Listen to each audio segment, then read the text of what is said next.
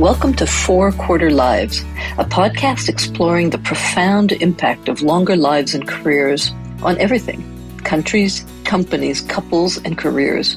I'm Avivah Wittenberg-Cox, and on this week's 4 Quarter Lives, I welcome Graham Heddle, who after a decade in banking, an MBA from INSEAD, and a quarter century in private equity, is now turning his sights towards the charity sector and a fascination with how we can all better learn how to use AI for both personal and professional use. In this episode, Graham Heddle is going to share how he has used AI to power his own career transition and how you might want to do the same. Graham, thanks for taking the time. Good morning, Avivah. You're very welcome. We met on an AI program run by INSEAD for pre-retirees. Was a little bit the first time we've engaged on this. And you're a perfect model of two things I'd love to delve into deeper. One is these kind of massive late career transitions into Q3 and the opportunities it opens up. And you're a fantastic model of that. And secondly, how can we harness AI for some of these big personal shifts and choices? They're two very big questions. And I must say that's the first time I've ever been described as a perfect model of anything, let alone a perfect model of two things.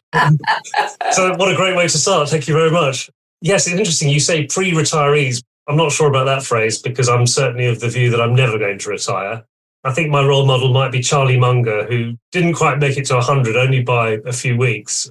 Warren Buffett's obviously co-contributor for many, many, many years. And when asked about it, he said, I can't see why you'd want to retire. What for? And that to me is the perfect response. What for? Because the answer will be, well, nothing. Because what else would you want to do apart from continue working? And that doesn't mean the furious work, of course, of potentially your 30s and 40s and maybe even 50s, but it can mean still very good work if it's done in a way that suits you. And as you know, Avivah, as you get past 50 and 60, what suits you tends to change for a whole host of reasons.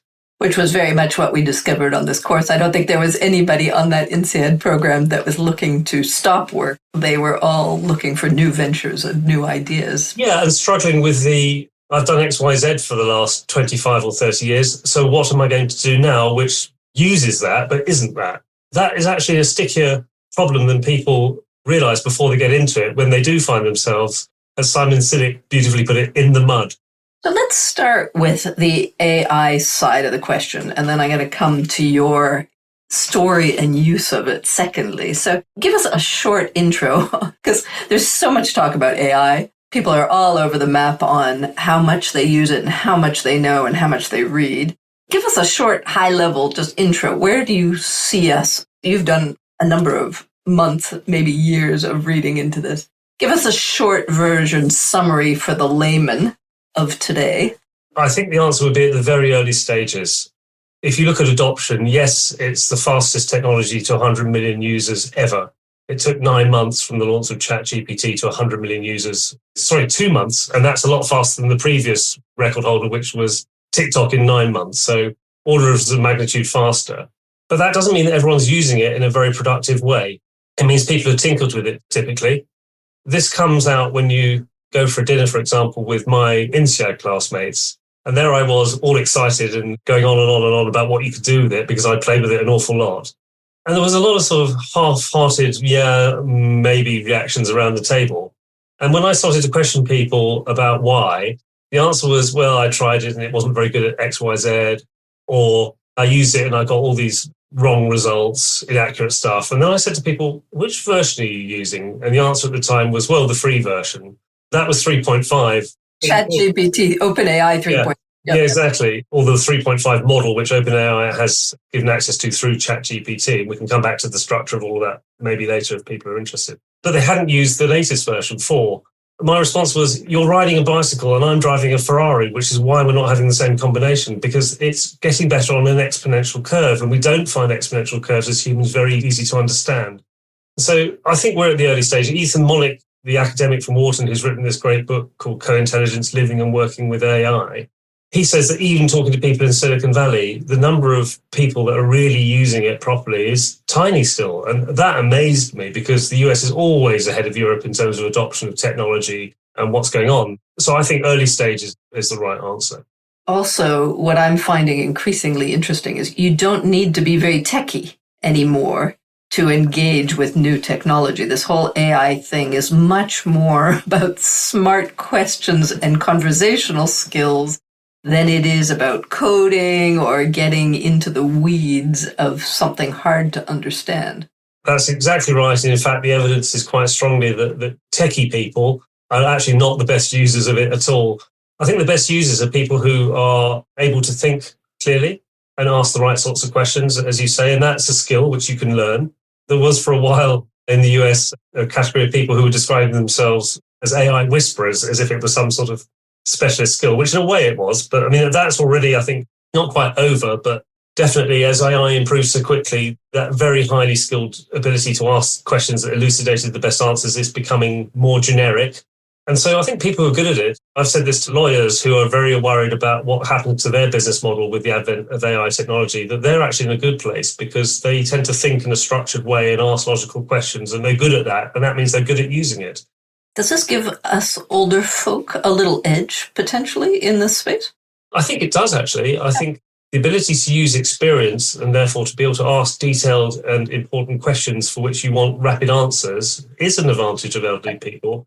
And the other thing that it's advantageous for is people who are lower skilled, interestingly, because you don't need to be able to write that well. You need to be able to speak. And if you get answers that don't quite suit, you need to be able to ask again. And again, the evidence is that it narrows the gap between skill levels quite effectively. And so the very brightest improve a bit with using AI, but the people in the middle actually improve a lot. And the people at the bottom, maybe less so because they don't know how to ask potentially the right questions. But again, that'll be about education. Okay, so listeners who might be interested in engaging and have not yet, you can leapfrog this. Give us now the kind of structure. How's it kind of constructed? And where should they go? There are a number of platforms, there are a number of names. Can you just give us the main ones and what you particularly prefer or have played with most? I've played most with ChatGPT, which accesses the GPT-4 Omni-level model now for free on OpenAI, by the way. It wasn't until mid-May. Until mid-May, yeah. So newly the Ferrari is now free. Yeah, exactly. ChatGPT-5 is probably not very far away, but how far away, nobody knows. And that'll probably be a fighter jet in comparison is how I put it. I think the way for people to think about this is you just start using it and then see what it can do. And it's really just about being engaged. And then there are some very simple resources you can use just to learn quickly how to prompt better. I've written a very brief guide, which is a couple of pages that I've given to people who've asked me for it. And they find that quite helpful because it's just a starter. It's nothing special, but it just gets you going. And then really it's about using it and trying it out. Like any technology, when the internet came along, you didn't really know about search engines. You start using Google and you discover that it's actually quite useful. This is useful in a way which is much more powerful than a search engine. I think it's almost like engaging with a new date, somebody you're just starting to date. It's the kind of question and engagement of exploring somebody's potential interests, capabilities, rather than trying to learn some techie. Definitely not a techie thing you have to learn. And in fact, you've just given a great example. If you were going on a new date and you felt nervous about it, you could actually go to ChatGPT and say, I'm going on a new date. The person I'm going with is, as far as I know, interested in these and these things. I'm a bit nervous about what to ask. What questions could I ask? And it'll give you a range of questions that you might want to ask. If you asked it, how do I deal with my nerves before the first meeting? It will give you some strategies about that, which might be about breathing, or I don't know what it might be, but you can ask and it'll come up with some good ideas. So it's really this term you've used or adopted from Ethan Mollick of co-intelligence, like having this really intelligent, powerful person by your side, as long as you keep engaging with them on any theme you're interested in exploring. So how is that so helpful for career shifters or people moving into Q3 and searching for a change they haven't yet identified? I think the starter for that is probably to use it when you've had to think about maybe things in the past that you've enjoyed or parts of your career that you found particularly engaging. If you do yourself a timeline of the highs and lows of your career over the last 20 years or whatever it might be, pick out the bits that you really liked and then ask ChatGPT, these are the things that I've really enjoyed. Suggest some things that might be like this or useful with this or give me this and see what comes back. And then you can take it from there. You asked earlier actually about other models. I mean, there are, as they say, other models are available. I mean, the main ones are Claude, which is Anthropic. There's Genesis, which is Google, and there's Llama, which is Facebook's. They all have free versions available, and those free versions are getting more powerful. And honestly, I'm not up to date with quite which version is free to whom in which location, because it keeps changing and keeps changing quickly. This is one of the problems with AI. And one of the reasons why people are so open to conversations, even those who are at the expert level currently, is because there's so much out there and nobody can know it all. And therefore, talking to people, you get ideas from people and hints of stuff that you otherwise just wouldn't pick up. But any of those are good. I think the current feedback is, and Ethan Mollick's one who's done a bit of a summary of what's the latest, and others that you can find with Substacks or websites with information will tell you maybe different, but probably the same, that Claude is particularly good at writing and writing English. ChatGPT or GPT-4 is the model which has the broadest probably application, but I don't actually think for the average user it makes a lot of difference which one you use. I think you'll remember on the INSEAD course, there were people who tried various ones and said on particular questions they've got particularly good answers from one or another. But trying to aggregate that and say this one is definitely better at all of these tasks, I think is very hard, because even if you ask the same question to the same model 1 minute after you just asked it, you might get a slightly different answer because it has, by definition, because of the way it's built, randomness in the answers it gives. So not wild randomness, but a little bit of randomness. So your recommendation is pick one and train it, learn to use it, get it to know you and your needs and style. You say get it to know you. I mean, it doesn't get to know you in the sense that it becomes adapted to you unless you start creating your own model within it, which is relatively easy to do. And I've done it, for example, to teach myself about what AI is and how it works. I've got myself a little model I've created called My AI Tutor, to which I ask questions. It'll give me harder or easier questions, some of which are very technical, and I'm no data scientist, so can't answer them. It'll then tell me what the answer is, and if I don't understand bits of it, I'll go back and say, please explain that. So yes, you can do all sorts of things, but I mean, the model to use is just pick one. And there are actually emerging models which are aggregators of all of them. So a site you can go to where you can pick and choose between them. And those will be useful for people who want to have multi-model access for whatever reason. Okay. There's the invitation. Now I'm going to ask you for the illustration of how you've kind of done your own transition and how you have really interestingly harnessed AI to find your why, to stay up all night with a new friend, to go quite deep. I mean, this is, I think, what a lot of people don't understand is that you can really do a huge amount of self-exploration with a very patient partner that really guides you effectively through your own thinking and the muddly, gray, ambiguous parts of personal transitions.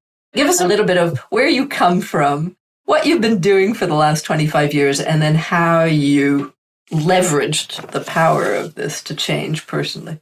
Okay, so I suppose the background is I spent 10 years in banking with Barclays, including doing my MBA at INSEAD in the middle of that, and then moved on from there to private equity. And I spent 23 years as a partner in a firm, Primary Capital in London, doing small mid-market private equity deals, which were headquartered in the UK, but international by nature, and some well-known brands amongst those.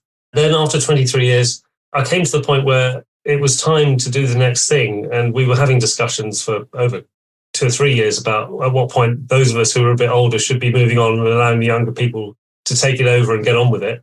And my time came for a whole host of reasons last year.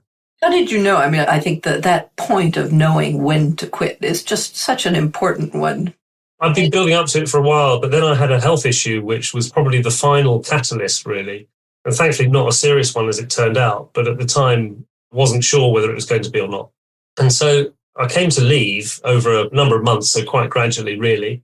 And then the initial feelings were of relief from the daily pressures, the things I didn't particularly like doing, quarterly reporting to investors who didn't necessarily read the reports even, things like that.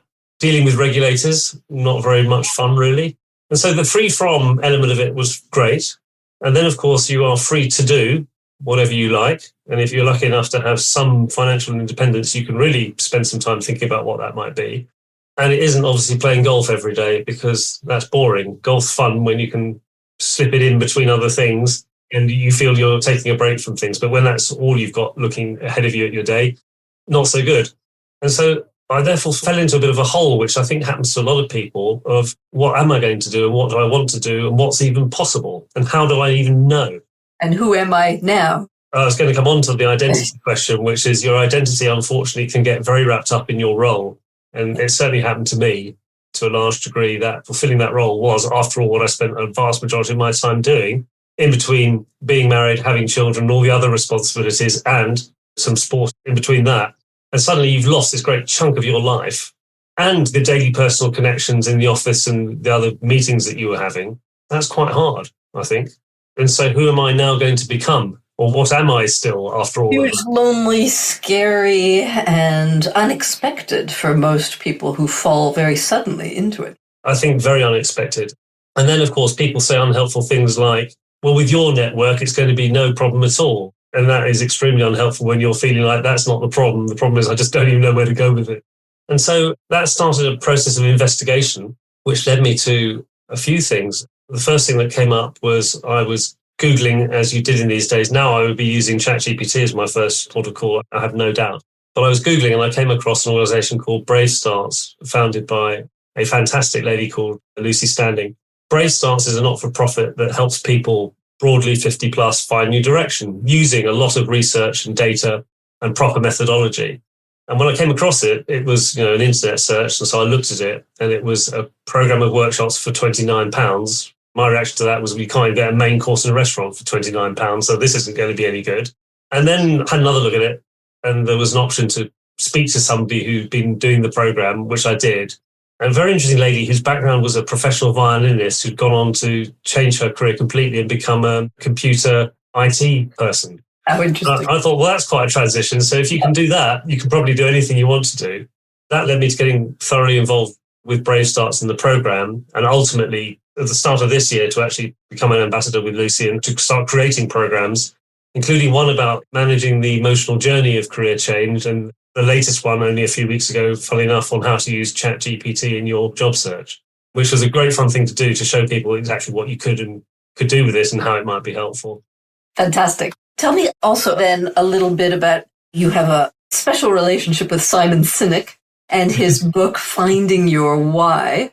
Yeah. The start of a rather long, enamored conversation with your ChatGPT at the time. Yeah, so that was funny because I was watching a lot of podcasts about areas that interest you. So how do you redesign a workforce? What happened when you started suddenly to discover that there were all these people called women that you could actually employ very successfully in organizations? And by the way, why weren't they on the boards of them?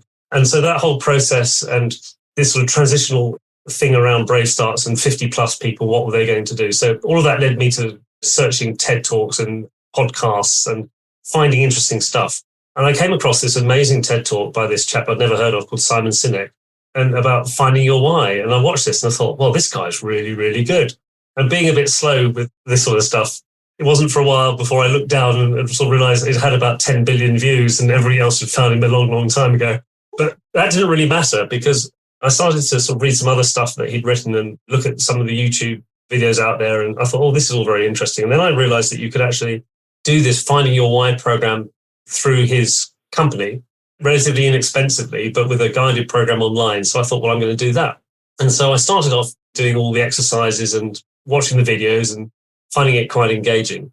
I found myself for a half-term holiday in February down in Dorset with my mother, and my son was meant to be there too. And he turned up eventually, having visited his girlfriend. And there we were, the three of us, enjoying the rain, as you would expect at February on the coast in Britain. Anyway, I was busy doing my stuff and going through this program. And then one night I was lying in bed, fiddling around with ChatGPT and thinking, right, I wonder what's next on the program. And so I looked it up and it said, this is the stage which you will need a partner to continue. And it has to be somebody who doesn't know you very well, certainly not a family member, in order to progress. And I was thinking, well, I've got a week left here in Dorset and I don't have anybody here at all that I could possibly ask to help me. And so what I'm going to do, this is frustrating, I'm going to have to wait at least 10 days before I'm back, and then I've got to find somebody. And I lay there feeling frustrated and thought, hang on a minute, ChatGPT, who I jokingly call my new best friend. In fact, some morning I used to wake up and say, good morning, my new best friend, and see what sort of response I'd get from it. So I thought, let's see. The first thing I did was I said, do you know Simon Sinek's Finding Your Why? To which I got a long but sensible answer about yes, and this is the summary of what it's all about. And then I said, well, in the process of finding your why, I need to find a partner. Could you be my partner? Yes, absolutely, I could be your partner. I thought, well, okay, I'm going to go through the program using ChatGPT as my partner. And so I started off at about midnight, and at 4 a.m. I was still going. It took a little bit of getting used to. What are you feeding it? So in this program, one of the things you have to do is you have to write minimum of 6 stories from your life which had real meaning for you. And these tend to be, of course, things which involve other people in some way or another, because the whole point about this is finding your why is about why you're here and who you're here to serve and in what way. And so I wrote my 6 stories by dictating them into ChatGPT, because that dictation box is pretty good on the iPhone in terms of it picks up the language really well. Because some of them are hopeless and you have to rewrite the whole thing, but this is pretty good. So I dictated the 6 of them. So 6 little stories about key moments and people in your life. Yeah, or key events. They're not that little. They take a while to write because you've got to sort of frame them in terms of why they were important to you and what happened. And you've got to then remember, of course, what the order of events were in some cases. So I think I wrote 6 or 8 of them in the end, 6 to start with, and said, here are my 6 stories. And then it started writing, well, that your why is. So it was already rushing to the answer of the question. And that's not the point. This has to be a bit more of a process than that. And with another person, what happens is you tell them the stories and they do some proper active listening and watch your facial features and what else you do as you're explaining the stories. Your emotional field as you share. Looking for those blink moments and all the rest of it. And then they go away and have a think about what they thought of those and what the key things were, which might not be what you thought the key things were, by the way, with your active brain looking at them as opposed to somebody else's. So I sort of iterated to asking a series of questions about each of the stories. Can you draw out themes on this topic? So it might be, what are the themes across the stories which are about me feeling vulnerability? Or what are the themes about me feeling that I've learned something? Or what are the themes about me helping people? And so I went through a whole series of thinking about how I might draw out the information across these stories in a way that a useful friend or a useful person doing this with you might do it. And again, in the course, there are some instructions to the partner on how to do this that Simon Sinek gives, including a video instruction as well about how to do it right. So looking at those and then going back and rewatching them and then trying again, made it into multiple stages. Yeah. And ultimately, I got to the point of it about to give me my why. And I thought, I don't want to now. I'm going to stop. I'm going to go back and I'm going to go and do the whole thing again with another person and see if the 2 things end up giving me the same answer. But I want to get the answers at the same time. Interesting. Now you're a cliffhanger for us. This sounds like a bit of a novel. So what happened? So this is a bit that's going to be very frustrating for you. I haven't yet done it. Okay. Let's stop where you are. And just for our listeners, because I think this is such a wonderful start exercise for people to actually familiarize themselves with AI and its potential for career transitions, is what if we all did that? What if we all started with 6 deep stories about our own selves and lives and feed it in and see what happens? My question is more, what did you take so far from that exercise? What has it opened up for you? It's not that revelatory, and it won't surprise you at all, I don't think, Avivah, that what comes out of it is that at this stage of life, the principal driver for me is giving something back to other people. And it's strongly wanting to do that in ways which are using my experience and knowledge in a way that's very helpful to other people. Whether that's in the charity sector or the for-profit sector or even in private life, it doesn't matter. That is the absolute focus. Everything else comes and follows from that. And in a way, the bizarre thing is, or perhaps it isn't bizarre, but it feels like coming full circle to me to being back and being 12 or 15 and thinking, what is it that I want to do in life? And it seems like the whole journey has been an exploratory learning.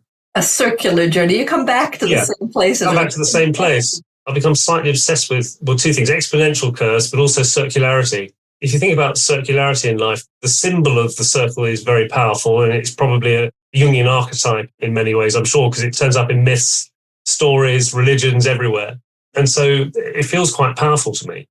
And I think you come back to similar questions, but with a lot more experience, understanding, knowledge, and networks to get something out differently as an answer from each time around that circle.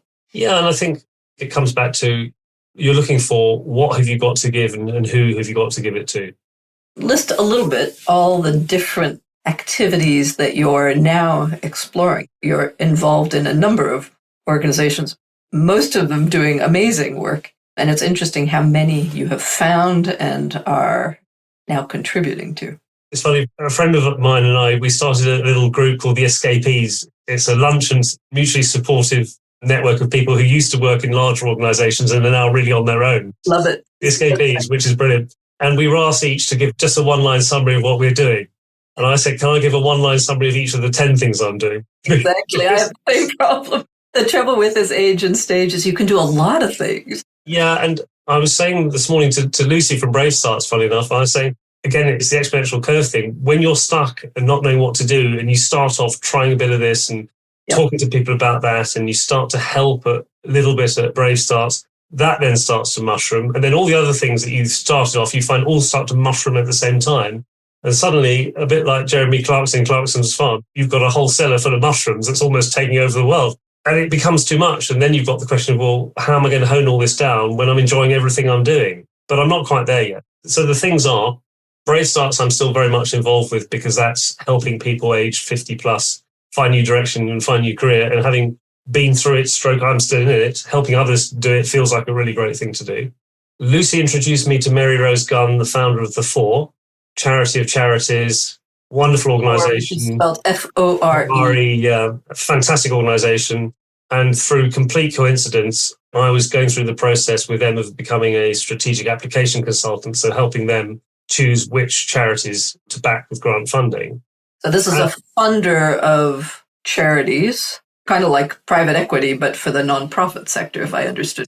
It is. I've pointed out to Mary Rose that there is a model in the private equity world called fund of funds, which sounds very much to me like what the Fore is amongst charities. And there are two drivers for it. The first one is that there's £90 billion a year given to charities in the UK, but 83% of it goes to the large major and super majors, which are those with £1 million, £10 million, and £100 million of income already. And yet, of the 169,000 charities, 96% are below £1 million in income, and most of those below £500,000 in income. So you've got this dichotomy. And then on the other hand, Mary Rose believes every social problem that exists has got a solution that somebody has found and is doing incredible work somewhere. And what they need is to be identified, helped with some funding, helped with some experience and knowledge of people who've got knowledge that they don't have, and basically given some help, support and confidence. And 500 plus charities later, we've managed to find quite a lot of them. But that wasn't really the point of the story, although good thing that it is. The point of the story was, the other thing she said to me that I could do was be on the list of potential trustees because they got a lot of charities, and occasionally people are asking, have you got anybody? Yep. The next day, I got a call from her colleague to say, I saw your CV and we've got a charity that wants a new chairman and you're perfect for it. Would you speak to them? And so I said sort of somewhat warily, well, okay, all right, I will, but it's all a bit soon. And of course, I met Rosalind Bluestone, the founder, and within about 5 minutes, I think we both knew that I was going to have to do it and she wanted me to. So wait a minute, the name of that charity is? Goods for Good. Goods for Good. So a short summary of what that does. We take goods from retailers. So at the moment, it's Next and Uniqlo and Nike and My First Years and all sorts of others. And then we ask those and others to help us with warehousing, logistics, packaging. And then we send those goods around the UK to people in need. So whether that's people in shelters or battered women or poor or people who are homeless for one reason or another or refugees, but also all over the world. So at the moment, obviously in Israel, there's an awful lot of bad stuff happening, as there is always all over the world. Ukraine, Moldova, we've sent stuff to Syria and Turkey when the earthquake happened. And so we managed to do this because of the goodwill and support of those that donate clothing and shoes and hygiene products, but also because of the logistics that we're provided for, not always for free, but often by organisations who want to help.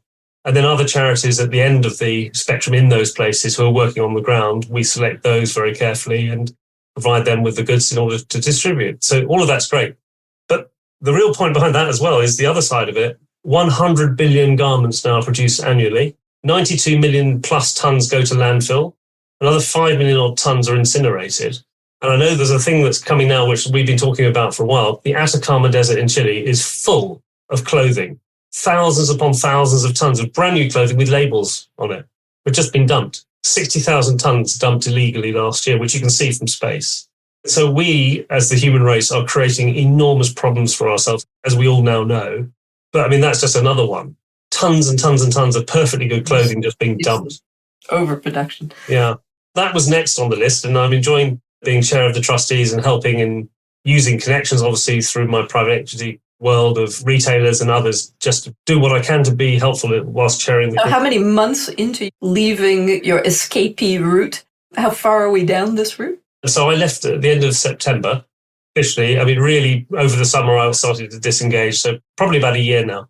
About a year. So very interesting. And I also think, Graham, super archetypal, at least for many, many career transitioners at this age that I speak with, is completely lost, don't know what you're going to do, go into this bit of a gulf and then start searching and speaking. And then somewhere suddenly, I always find there's this moment that you've really described where your future rushes at you. It meets you halfway once you get on a path to what it is you actually are interested in and want to do. Yeah, and I still don't know exactly what it holds, but rather than at the start where you're desperately searching for the answer, you come to realize that the answer is, and it sounds a bit trite, but the answer is in the journey, actually. But it is in the journey of exploration where things start to emerge and things become clear to you. And you can't sit in isolation at home and think, well, what I'm going to go and do is X, because you just don't know. And you don't know what's out there until you start exploring either. You can't know. You've been trapped within your narrowish world for a long time. And yet just beyond it, not far beyond it, is all sorts of things that you can't possibly know until you start going and investigating. And actually that process of investigation, once you've got over the shock of, goodness, I'm now floating, that investigation can become hugely enjoyable. So we're going to have you revisit with us once you've asked and gotten the why answer from ChatGPT, but I have the sense that you'll have answered the question for yourself by the time you get it from ChatGPT. I suspect so. And it's not the lack of will to do it. It's just I wanted to go on investigating first before coming to an answer, which then starts to define what I'm going to do. I didn't want to have the answer. I wanted the exploration to go on. You're enjoying the freedom of the space. I am.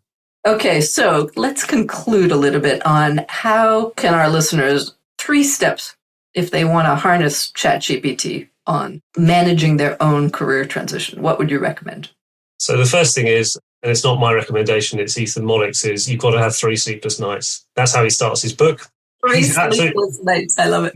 He says you haven't played with it enough until you've had 3 sleepless nights. And for me, I think he described on the webinar that he did with Henning Bezunker at INSEAD, which is now on YouTube. I think he said, no, the first one is the existential one of what does this mean for me, my career, and my children, and everyone in humanity, because it's so powerful. And then the next 2 are more playful. You can't go to sleep because you're so busy playing. Then you think, right, I've got to go to sleep now. You turn off your light, turn over and you think, no, I've just got to ask. So you get up again and you start asking, and then another hour's gone by. And that's happened to me more than twice, actually. I've had more than 2 nights like that on various subjects, including, I have to tell you, asking it, what is the meaning of life and is there a God? And once you start asking and it starts giving you answers, you can ask a million questions and you can go on all night quite easily. And it's like talking to a philosopher or having, as I put it, having Christopher Hitchens, Richard Dawkins, and the Pope in the room with you. Because you literally can ask that they join you. Yeah, you literally can. So it's play with it, investigate, learn a bit about how to prompt by trying, and any prompting guide you can find on the internet will be helpful. I've got a short one for people if they want it.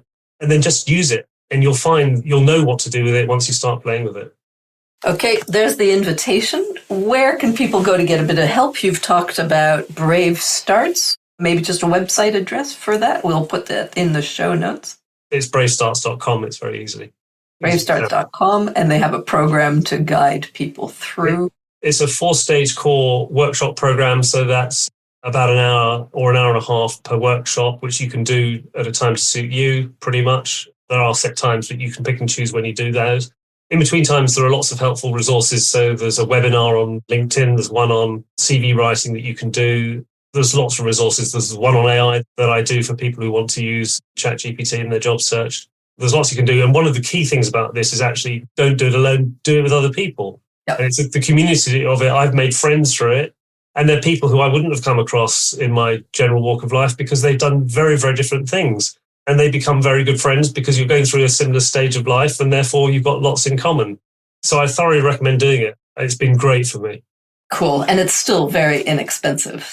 It's now all of £49 a year. For £49 a year. Okay, so that's a call to action, and absolutely finding the right community. And sometimes the community you're in is exactly the wrong community to allow you to change. And so finding some new people and new ideas. Humans this time we're talking, not just... Yes, definitely. Yeah. Definitely humans in this case. Back to the humans. In conclusion, Graham, you know my podcast is called 4 Quarter Lives. So the last question is always to invite people to share a metaphor of each of your quarters. What have they been and what would you like the next ones to be? I've been thinking about this, and funnily enough, before you asked me to have a think about it this morning, I had done already. And I think the first quarter is navigate, because you're finding your way through childhood and then through adolescence and then through the early part of your career, having gone through university probably. And so you're finding out how you fit into the world that you're presented with. The next stage I would call accumulate. And that's first accumulating experience and streetwiseness in your job and knowing how to deal with everything around you. So you're accumulating knowledge and probably, if you're lucky, accumulating some income and assets as well.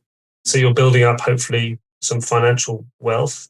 The next stage, I think for me, I would call it facilitate. It's about helping others. So it's facilitating other people's development and getting pleasure really through doing that.